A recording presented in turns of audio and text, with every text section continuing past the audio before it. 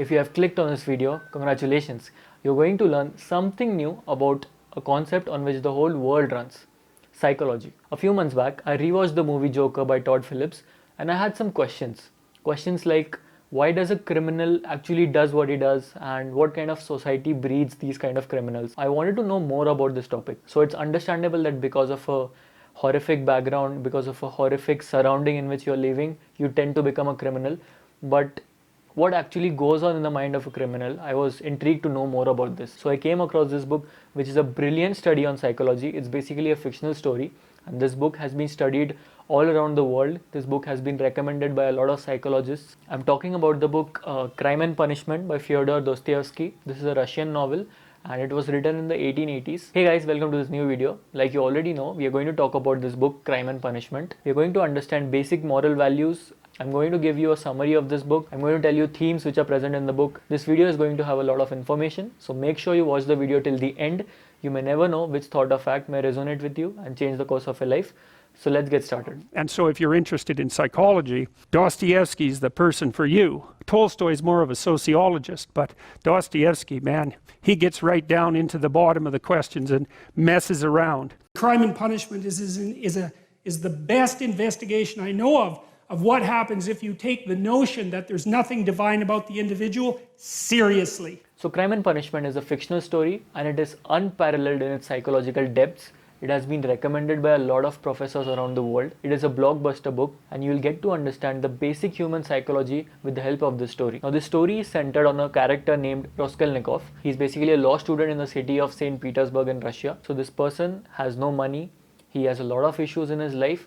He has familial issues, he has monetary issues, he's a very aloof person. He's roaming around the streets, he has no one to talk to, he has very less friends. This person, Raskolnikov, while just roaming around, is possessed by an idea. He's haunted by an idea that there is no God, there is no moral higher authority. He considers those people who act according to their moral values as cowards, and he considers himself as someone who has a higher purpose, who has a higher meaning in life, and that he's like a Napoleon.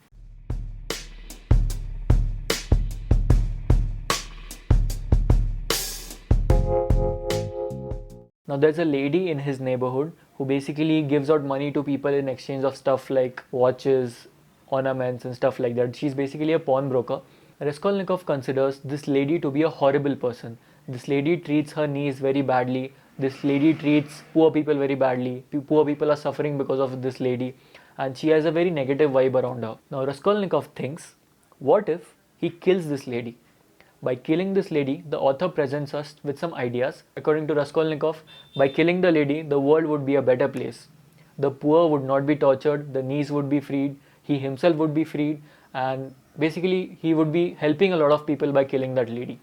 Now he's haunted by this idea. There's a constant battle in his head whether he should kill that lady or not. He thinks that by killing her, he can also take her money, and using that money, he can become a lawyer, he can become a good lawyer and help the nation. Now the stage is set and he does it. He kills the lady. Now the story which follows after killing the lady is a brilliant narration. The author has explained every little detail which is going on in his mind. After the act, after he has killed the lady, Raskolnikov is a totally changed person. He is not at all like the person he was before. He is a very different person now. He has become sick. He has a lot of anxiety. He's surrounded by terror, frustration, anxiety, depression, everything. Now there's a huge battle going on in his head. Somewhat like in the movie Joker, after he has killed those people on the train. Now what follows is a very interesting psychological plot, a thriller plot, in which there are a lot of interesting characters introduced. The very striking feature of this novel is that every character in this story, just like in real life, have a moral circle of their own. In our heads, we always think whatever we do is morally correct and we have justifications for it. In our mind, when we think of another person, we always think of that person as a person who's below us. We think that we can do anything to him in our mind because he's lower than us, and you have that moral support which is imbibed in you because of your surrounding. But actually it's a pathetic thinking. It should be the reverse. You should always consider the front person's perspective as well, or else there are bad consequences. These consequences are not external, these consequences are internal. They affect your sanity, they affect your psychological balance. So one of the reasons why I'm making this video is, first of all, to urge you, to entice you to read this book, because it's a very good understanding of human psychology. And the second is that try to understand what moral values are constructed upon us. Before doing anything, before acting on anything which you consider is not moral, we should try to think about why is it not moral and by what higher authority are we constructed to behave so. I guarantee you, if you liked the movie Joker, you would definitely love this book, because this is a more detailed explanation of every thought which comes to a criminal's mind. According to Raskolnikov, the crime which he did was simple, but the punishment which he got was horrific. So that's all for this video, guys. I really hope you like this video. Do read the book Crime and Punishment and let me know how do you like it. If you like the content, do share this video. Do like this video. It really helps the algorithm. And subscribe to my channel. It really motivates me to bring out more and more content, more and more useful content. So yeah, that's all. See you in the next video. Bye bye.